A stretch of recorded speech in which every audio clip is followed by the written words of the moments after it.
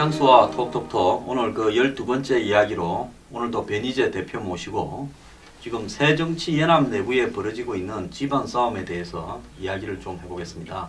말미에는 그 조계종 문제, 한상균과 문제도 좀 이야기를 하겠습니다. 자, 변 대표 오늘 나와주셔서 감사합니다. 안녕하십니까. 예.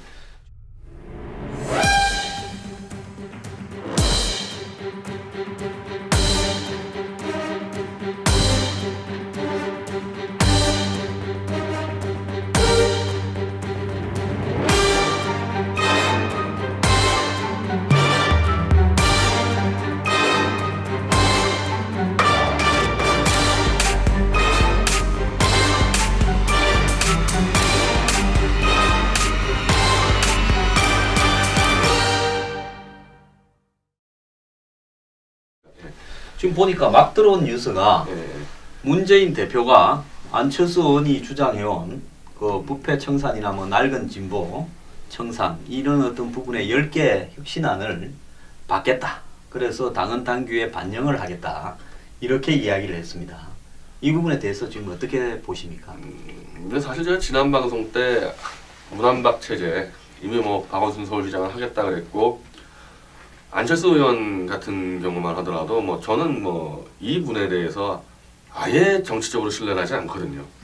그러니까 뭐 받을 수도 있고 안 받을 수도 있고 이런 부분들을 자기 정치 철학적 관점에서 판단하는 게 아니라 거의 이런 노회한 한 정치 구단쯤 된다고 보고 있어요. 안철수 의원이라는 사람 자체를.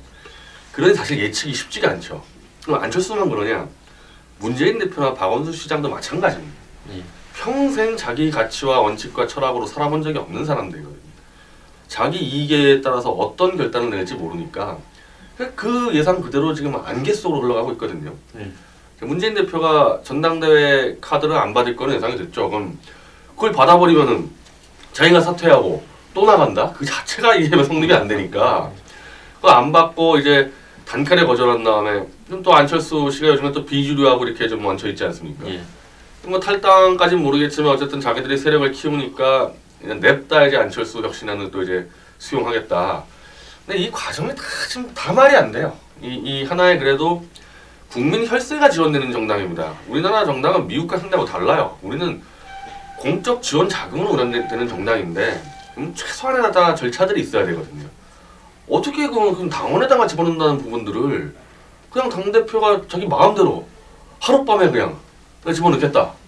그렇게 늘 수 있는 건가? 저기 당원 단계를 볼 때.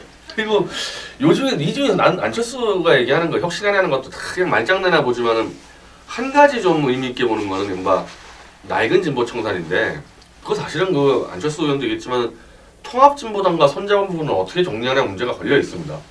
그냥 낡은 진보 청산하겠다 당원으로 넣고 끝날 문제가 아니고 그러면 통합진보당과 지난 총선 지자체 사실상 대선까지 이 야합을 했던 문재인과 친노 세력이 거기서 어떤 책임을 져야지 그게 당원에 들어갔을 때 의미가 있는 거거든요.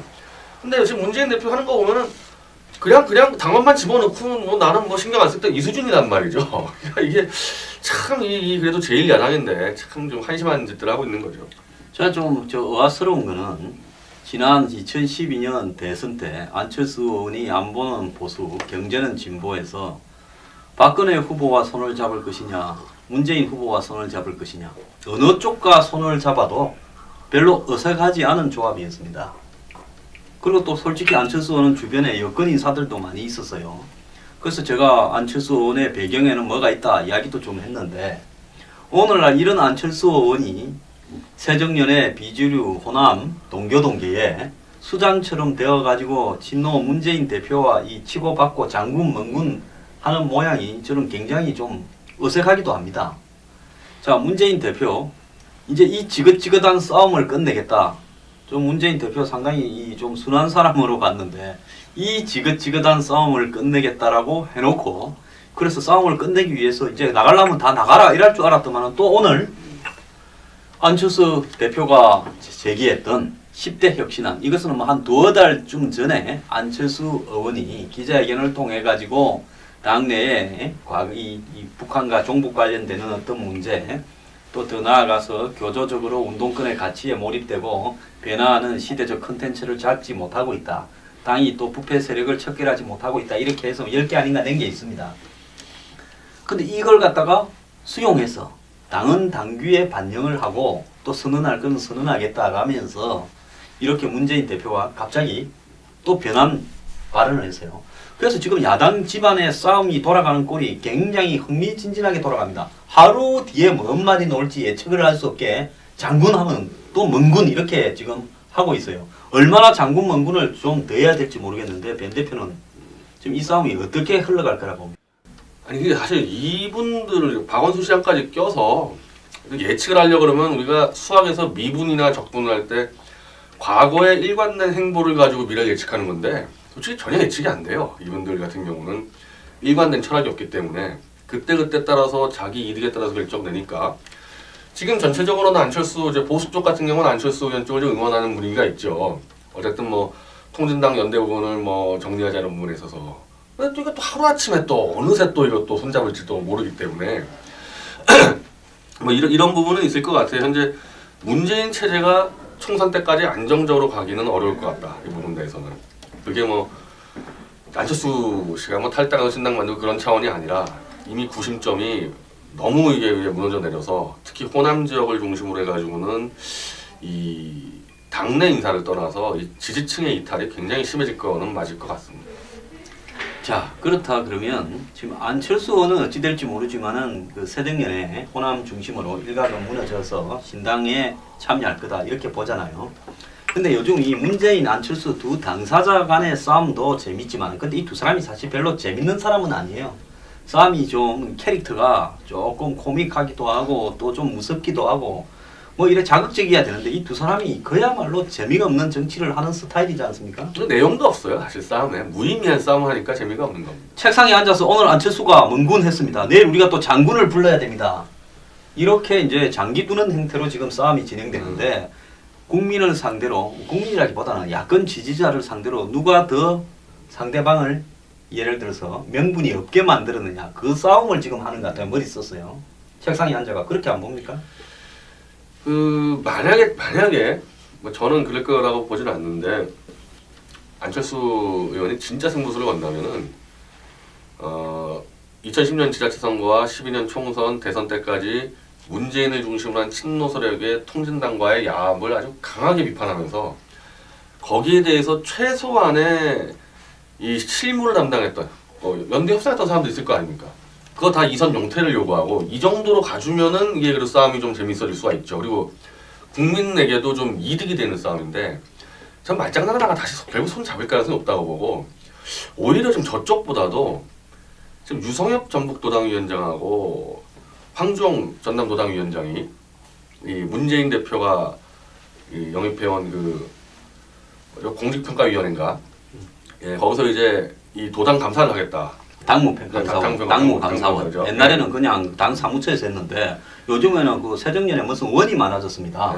윤리심판원, 당무감사원 이러면 사람들이 보기에 원자가 붙으니까 감사원 정도라고 생각하는데 뭐 그때 보면 뭐 다 자기 팬들로 구성되어 있죠. 그렇죠. 그러니까 문재인 이 측근들로 구성된 이 사람들이 이제 전남도당과 전북도당 지금 어떻게 보면은 반란의 핵심이에요. 거기가 유성엽 의원하고 황종 의원이 진짜 반란의 핵심인데 여길 감사해서 날려버리겠다고 들어오니까 이 두 사람이 지금 감사에 거부하고 있습니다. 사실 이 싸움이 훨씬 더 볼만하죠. 근데 이제 거기에 섞어가지고 당무감사원이 신기남, 노영민 저 그 아들을 갖다가 로스쿨에 이 졸업 안 되는 아들을 졸업 좀 처리를 줄 수 없느냐고 상의를 했던 찾아가서 신기남 의원하고 그 다음에 또 그 이 자기 산자위원장 방에 이 출판사 단말기를 갖고 와가 카드 단말기 책을 팔았던 카드로 끊어가 국회를 갖다가 출판사에 여의도 출장소로 만드는 그런 어떤 노영민 의원을 같이 당무 감사를 하겠다는 거예요. 그러니까 앞에 두 사람은 당무하고 관련이 있어서 예를 들어서 전북도 지부장입니다. 유성엽 의원은. 황종 의원은 전남도 지부장이에요. 옛날에 도지부장이 셌습니다. 사실상 당무 감사도 도지부에서도 많이 했는데 이제는 중앙에서 도지부장들을 다 당무 감사를 하겠다. 그러면 전체적으로 전국적으로 당무 감사를 갖다가 대대적으로 실시하는 과정에서 놓은 것도 아니고 두 사람을 당무 감사하겠다고 좀 표적으로 만든 듯한 모양새도 있는데요. 근데 저렇게 되는 중진들을 역대 정당에서 당무 감사를 하겠다고 당이 나선 적도 별로 없습니다. 그리고 총선을 앞두고 당무 감사는 잘 안 하죠. 그러니까 이건 뭔가 하면 저 두 사람은 사실상 평이 국민 일반은 나쁘지가 않잖아요. 저는 유승엽 의원도 조금은 어떤 분인가 알고 황종호 의원도 아는데 이 두 사람은 그야말로 합리적으로 야당이지만 좀 합리적으로 하자라고 하는 그나마 좀 합리적이고 중도적인 성향도 좀 있고 온건한 그런 평판을 받고 있는 사람들이고 또 전남 전북의 도 지부장을 하려 그러면 재선 3선급 재선들도 옛날엔 잘 못했어요. 그런 정도 수준에 되는 중진 의원들이 맞는데 그 두 중진을 당에서 당무 감사를 하겠다. 그럼 당무 감사 저도 옛날에 지구당 위원장을 해봤기 때문에 당무 감사를 받아본 적이 있는데 당무 감사라는 건 그겁니다. 예를 들어서 이 두 사람이 지역구에 제대로 관리하고 있느냐, 그 다음에 지역구 활동을 제대로 하고 있느냐. 당무 감사는 의정 활동에 관한 거라기보다는 지역을 관리를 제대로 하고 있느냐 이런 거였습니다. 옛날에는 지구당 이름만 걸어놓고 사무실도 없던 사람도 있었고 직원이 있다고 행식적으로 잡아놓고는 지구당에 직원도 없는 사람도 많았어요. 그럴 때 당무감사인데요. 왜 하필 지금 이 대목에서 이 두 사람을 찍어서 당무감사를 하겠다라는데 거기에 노영민이하고 신기남을 썼거든요. 두 사람은 신기남, 노영민 씨는 당무감사를 할 것도 없이 이미 알려진 잘못을 저지른 거란 말입니다. 그럼 이 두 사람에 대해서는 윤리심판원에 넘겨서 징계만 하면 되는데 이 두 앞에 지부장 두 사람과 이 도덕적으로 잘못한 이 두 사람을 섞어가지고 같이 당무감사를 하겠다라는 것부터도 좀 이상하지 않아요? 그렇지 않겠어요. 그러니까 윤리심판원으로만 넘긴다 하더라도 뭐 사실관계 조사, 뭐 해명 듣고 이러면 한 두세 달 가는데 한 단계 더 넣어버렸잖아요. 당무감사라는 거를. 이러면 지금 시간상으로 총선 전까지 결과가 나올 수가 없어요. 이게 물리적으로 지금까지. 아니 조경태 의원의 아주 단순한 발언. 혁신이 김상관의 혁신이가 문재인의 그냥 나팔수다. 이거조차도 지금 윤리심판에서 한 4개월째 지금 판단을 못 내리고 있는데 어쨌든 지금 한 노영민 건이라든지 뭐 신기남 건 이거는 조사 들어가는 순간에 뭐 조사자 협조해주겠어요. 신기남이나 노영민 의원이나 시간 질질 끌다가 총선 넘어가는 거고 결국은 핵심은 당무감사로 이제 황종하고 유성엽 반란구를 잡겠다는 거 아닙니까? 그러니까 사실은 지금 안철수와 문재인 간의 싸움은 저는 쇼일 수도 있고 결국 나중에 쇼로 결말날 까 높는 반면 이 전북과 전남도당을 치는 이 문재인과의 이 반란, 제가 반란해서 그런데 문재인 입장에서는 반란군이죠. 그 반란의 소굴이겠죠. 그렇죠. 그 싸움은 원래 오랫동안 지속돼 왔고 원칙과 좀 명분이 있는 싸움이어서 사실 싸움이 여기서 더 크게 터질 가능성이 높죠. 예, 그러니까 앞에 그 사람 두 사람 유성엽 그다음에 황종 두 의원은 한마디로 전남과 전북을 대변하면서 문재인 대표의 이 지금 부족한 호남 정서 또 일부 안철수에게 기우고 있는 호남 정서 이런 부분들을 조기에 차단하기 위해서 반란의 수괴들을 이 전남북에서 처리하자 이런 부분이 담겨 있는 수라고 보는데요. 여기서 이제 이 정치인은 솔직히 제가 좀 생각하기에는 사람이 아니기 때문에 우리 변 대표나 저가 이 정치적 싸움에 어떤 추측을 하거나 추론을 하거나 한쪽이 맞는 쪽으로 정리될 거다 이랬다가 나중에 개망신을 당할 수 있습니다. 오늘 치고받고 싸우다가 내일 그냥 서로 간에 이 이해관계만 충족되면 웃으면서 또 개혁에 합의했다 이렇게 해버리면 이런 어떤 정치 평론하는 우리는 한마디로 웃기는 개꼴이 돼버리기 때문에 말을 갖다가 지금 조심하고 있는 겁니다. 근데 이게 이 조상집에 보면 가서 꼭 보면 조상집에 좀 시끄럽게 떠드는 객들이 있어요. 지금 보면 그 객들이 진중권, 조국 이런 사람인데 조국 의원 같은 경우에는 문재인 대표 결단만 남았다. 이러면서 안철수 의원이나 이런 부분을 갖다가 거의 개의치 말고 밀고 가라. 더 나아가서 안철수 의원이 20%에 해당하는 물갈이 대상들을 같이 하자라는 제스처다. 이렇게 이야기했고 이 진중권 교수는 안철수의 혁신 전대를 제가 쉬다 할 때 쉰 전대라고 이렇게 비아냥을 그렸습니다. 안철수는 비주류의 머리가 되고 싶은 모양. 대가리라고 안 해서 다행인데 그런 교수님이니까 우아한 용어를 쓰는 것 같은데 이 두 사람 지금 이 새정년의 집안 싸움에 그 밖에서 군수 들고 나선 이 두 사람에 대해서 어떻게 봅니까? 그러니까 이제 결국 그 문재인과 이른바 친노 세력은 이 야당 쪽은 사실은 이 정당보다 장외 세력의 권력이 더 세지 않습니까?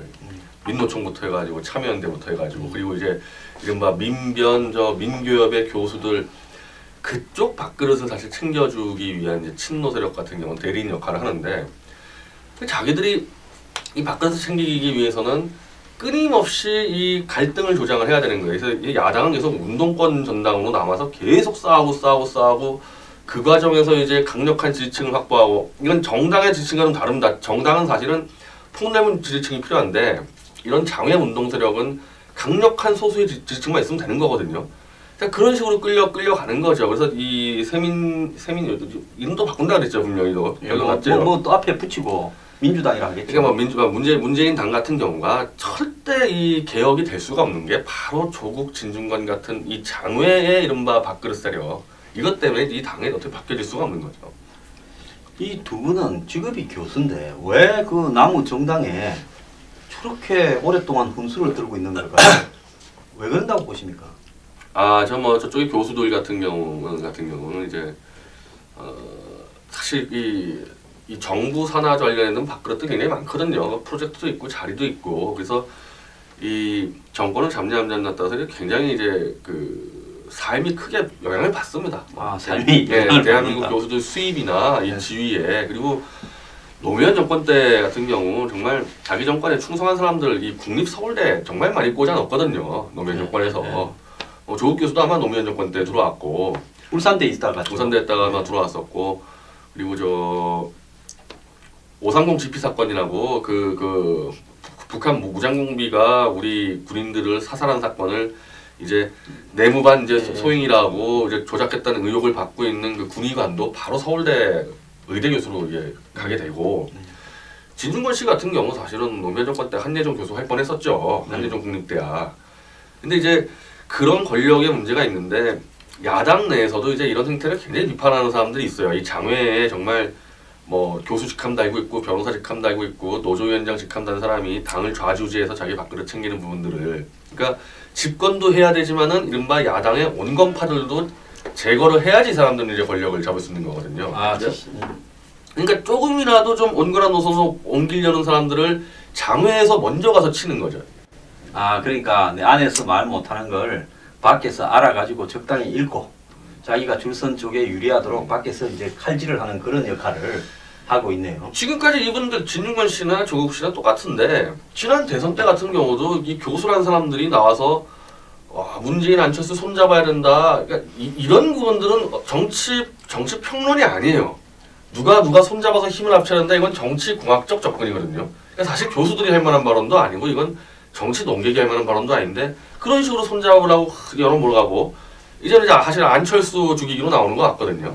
이게 정상적인 교수들의 행태가 아니죠, 이건. 그러니까 이 추운 요즘 같은 추운 겨울날이 있다가 정권을 잡게 되면 교수님들도 따뜻한 봄날이 시작되니까 그러시는 모양인데, 베니지아 대표하고 저하고는 지금 뭐 보수가 집권한 지 8년째인데 우리 뭐 여전히 좀 춥지 않습니까?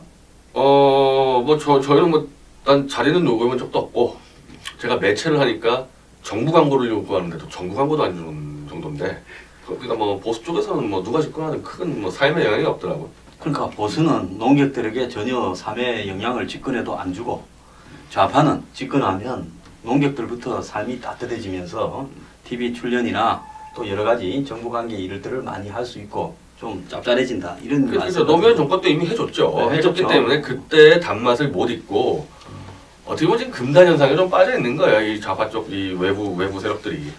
아니 지금 한 8년째 굶고 있다 보니까 또 굶는 것도 아닙니다. 그런 것도 아니에요. 또 좌파는 또 정권 뺏겨도요 나름대로 또 먹고 사는 구조가 있더라고요. 여전히 이제 또 이 공무원들 조직하고 다 유착돼 있어가지고 좌파는 그렇게 해도 한꺼번에 몰라가지 않고 계속 먹는데 더 먹고 싶어하는 거죠. 더.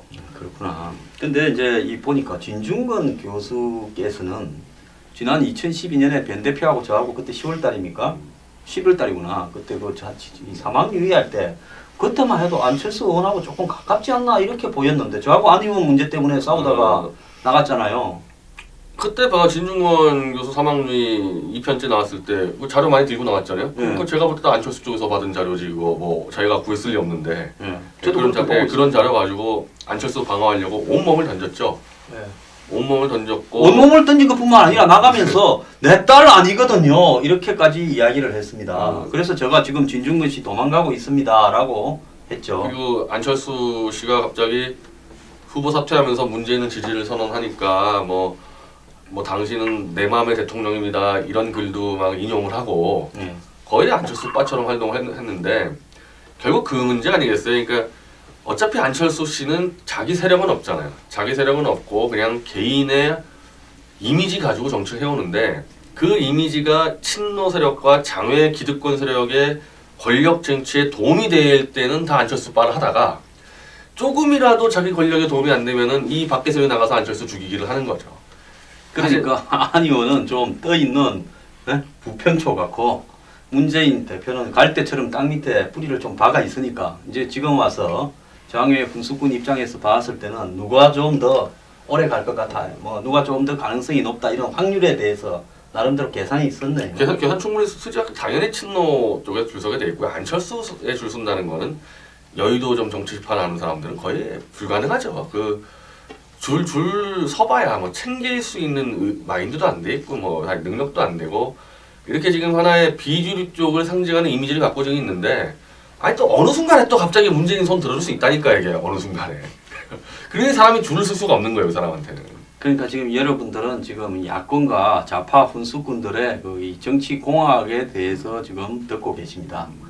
자 이제 이렇게 되다 보면 전력적으로 봤을 때는 안 의원이 좀 밀리는데 이 당 안팎에 그때도 안 의원이 저래 세게 나가는 거는 지금 새정년 안에 안철수 의원을 간판으로 내세워서 일단 문재인 대표와의 어떤 싸움을 해서 뭔가 없는 접합점을 합의가 될 접합점을 끌어내기 위한 비주류의 전략이 있다고 안 봅니까? 그렇죠. 뭐 김한길 등등 뒤에서 지금 사실 다 안철수 떠받치고 있겠죠. 그 본인들이 직접 나가서 싸우는 것보다 안철수라는 이미지가 훨씬 더 활용 가치가 높으니까 뒤에서 지금 뭐 밀어붙이고 있다고 봐야죠. 그렇게 본다면 지금 안철수 의원이 내놨던 혁신 10개안을 받겠다. 당헌 간규나 형식적 선언으로 반영하겠다. 이런 부분에 대한 문재인 대표의 오늘 제안은 안철수 의원 측이 거부할 가능성이 크다 보거든요. 왜냐하면 실질적으로 공천을 앞두고 지금 둘 다가 실제로는 물 밑에 있는 공천이 중요한데 겉으로 하는 이야기는 서로가 개혁이고 혁신이고 뭐 민주주의니 국민이니 호남 정서를 이야기하고 있어요. 근데 이 합의가 되려면 물 밑에 있는 부분이 합의가 돼야 합의가 진정으로 안 되겠습니까? 어떻게 보면? 아니 물 밑에 문제는 지금 사실 공천권이라는 게 저쪽에서 가장 중요시 여기는 공천권이 비례대표권하고 호남 아닙니까? 예. 지금 자기들 봤을 때 지금 수도권이고 뭐고 뭐 강원, 충청, 뭐 경상도 말할 것도 없고 수도권도 위험하다 보기 때문에 확실한 현찰 수준의 담보가 되는 거는 비례대표 공천하고 호남 공천권 아니겠어요?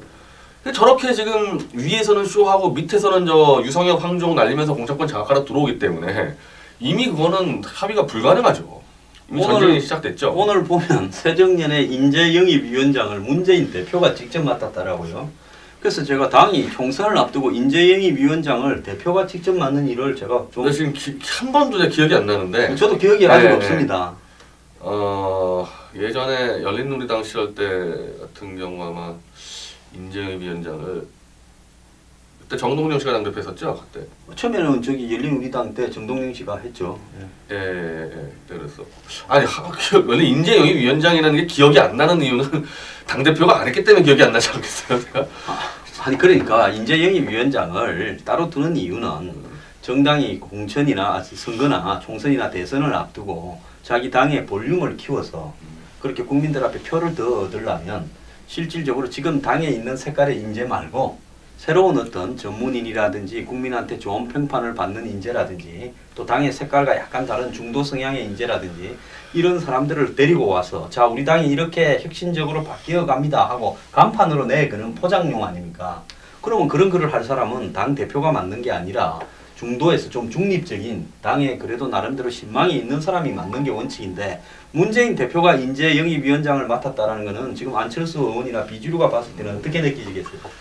그러니까 당대표의 권력이면요 인재영입위원장을 안 맡아도 자기가 사람을 꼬릴 수 있는 권력을 갖고 있어요 사실은.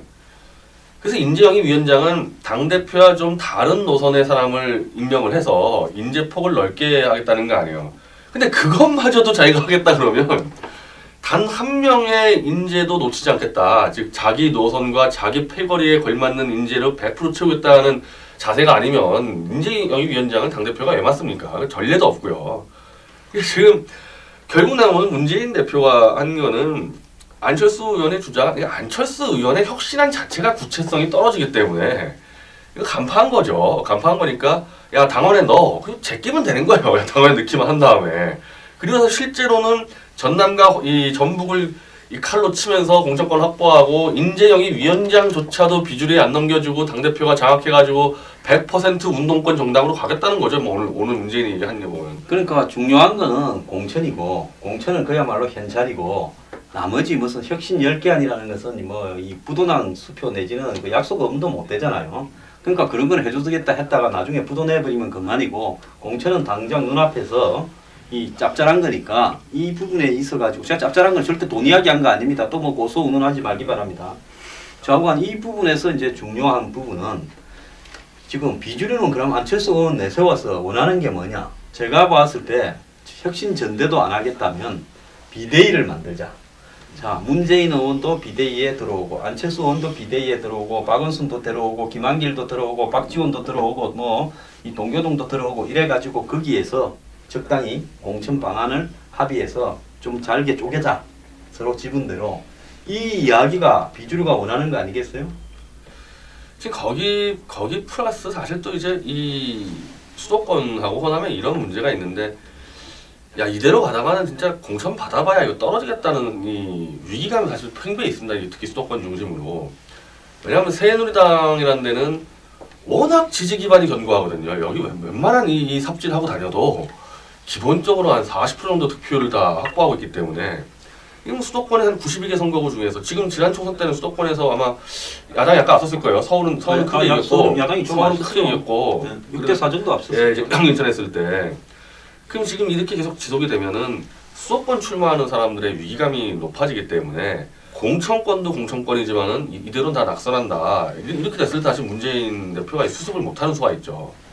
근데 이제 문제는 뭔가 하면 다 한쪽에 패에 줄 서 있고 명백하게 중립이라는 사람이 없기 때문에 그게 사실이라도 그런 이야기는 잘 안 할 거예요. 그 부분하고 관련 있는 이야기는 문재인 대표가 검찰에 최근에 뭐 야권 내부에서 나온 자료로 보이는데 다음 총선에서 야당이 전국에서 당선될 의원 숫자가 73명밖에 안 된다.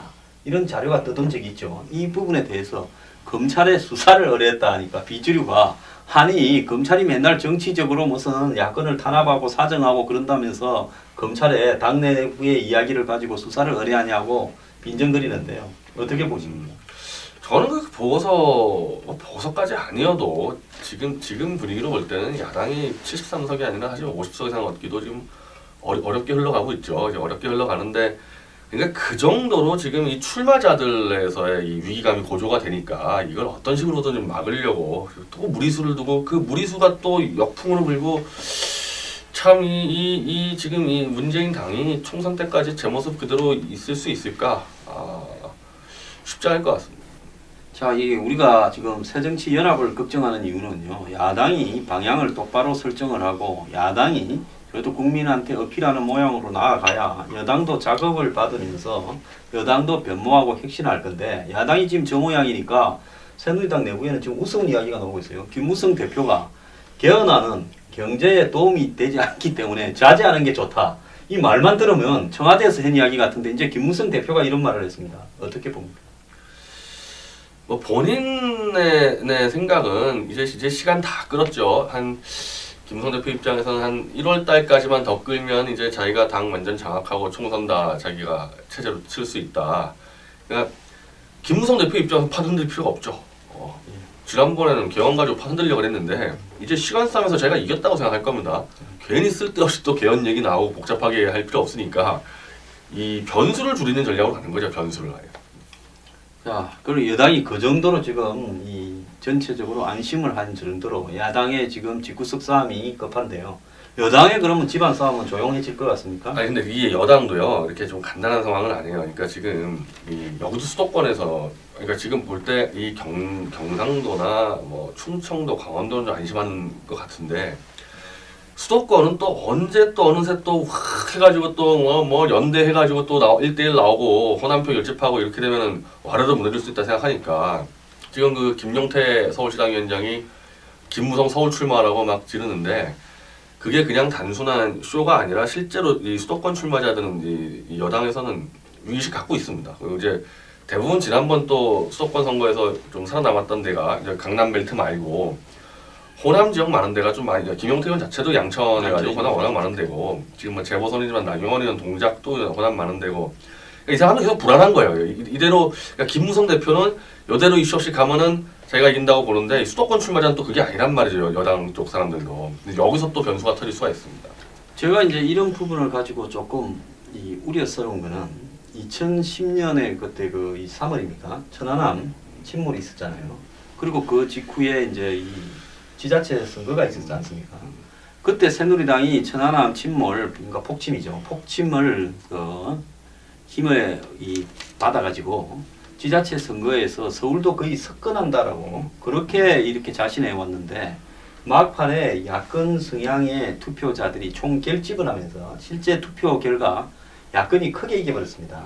그때부터 야권이 다음 대선을 이길 수 있다라고 자신감을 가지게 되고 신노가 이 정치로 다시 복귀하는 그런 실마리를 주면서 이명박 정권이 흔들려갔죠. 자, 이번에 이 지금 원사이드하게 여권이 이길 것 같다라는 이런 어떤 분위기가 예를 들어서 여권한테 결코 유리하지 않을 수도 있다고 보는데 어떻게 봅니까?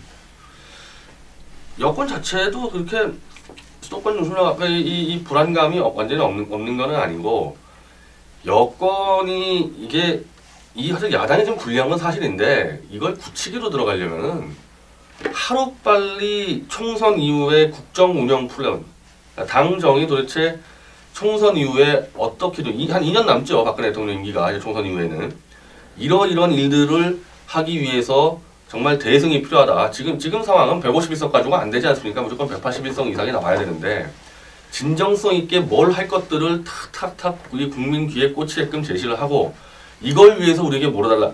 그런 정도로 가주지 않으면 이게 계속 불안한 거죠. 그러니까 지금 김무성 대표는 하나도 비전 안 내놓고 있잖아요. 그냥 조용히 이슈 안 만들고 그냥 가겠다는 거 아닙니까?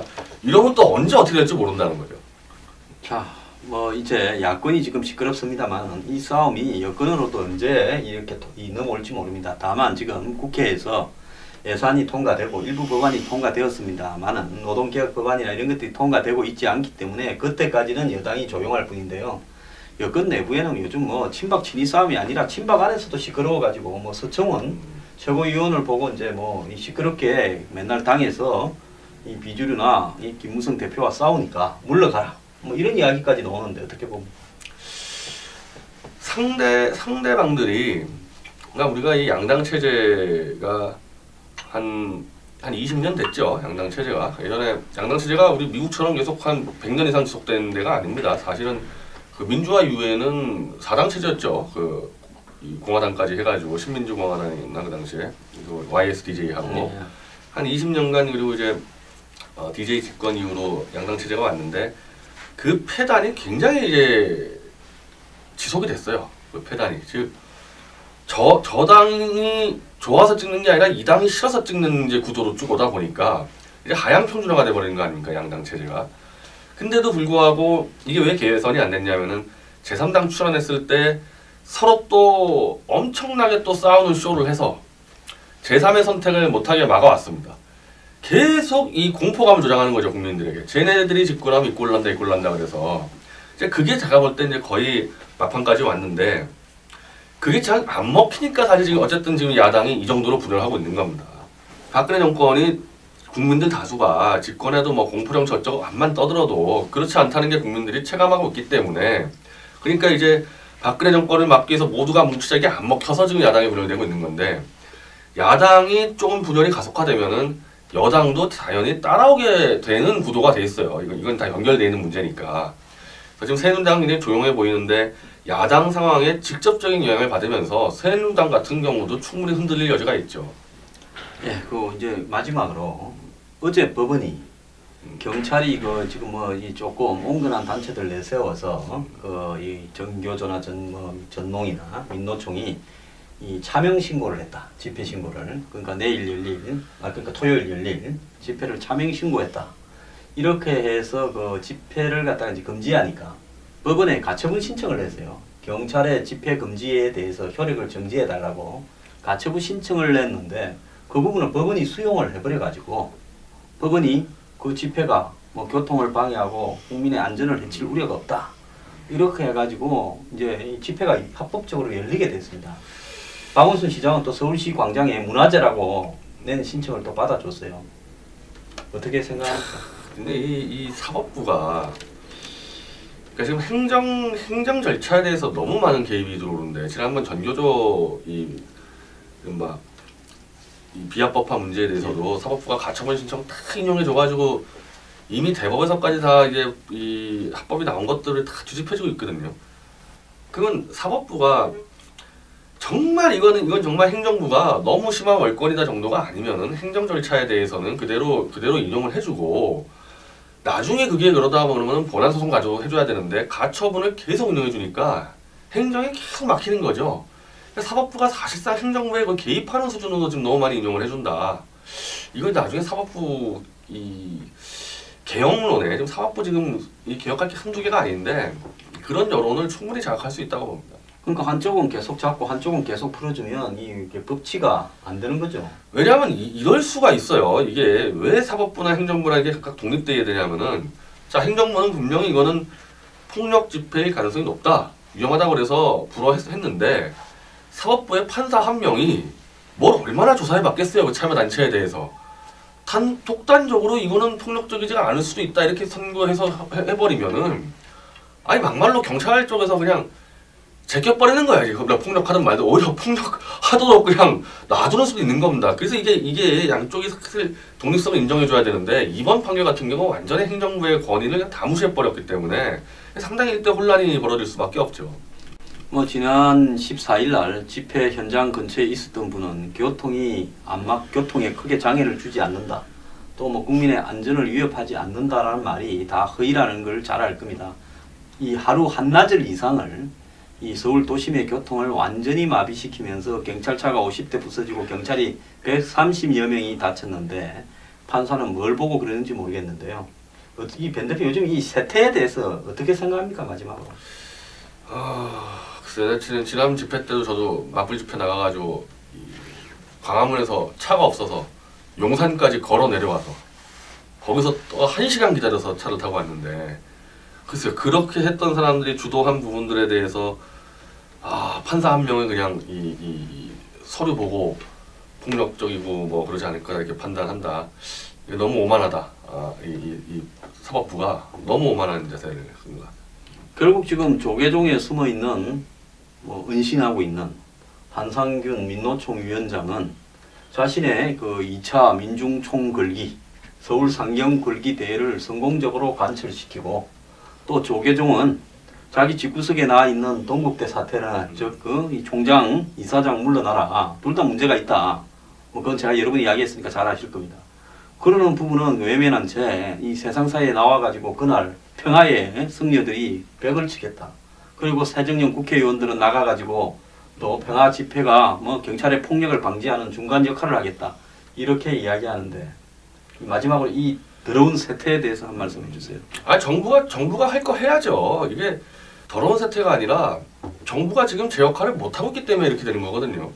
공권력 바로 투입해야죠. 조계종 바로 투입하고 동국대로 투입하고 그렇게 지속적으로 한 6개월만 가주면은 이거 다 해결될 수 있는 겁니다. 그러니까 이게 지금 대부분 지금 이 국가가 혼란한 부분들은 행정부가 지금 이른바 여론 선동에 겁을 먹어서 할 걸 안 하기 때문에 벌어지는 사태들이거든요. 그러니까 이 법과 질서에 따라서 원칙적으로 하겠다라는 대통령과 총리와 법무부 장관과 검찰총장의 선언에도 불구하고 실제로는 돌아가는 것은 그렇지 못한 부분이 많은 것 같은데요. 정말 안타까울지 않을 수 없습니다. 오늘 변 대표 나와주셔서 감사합니다.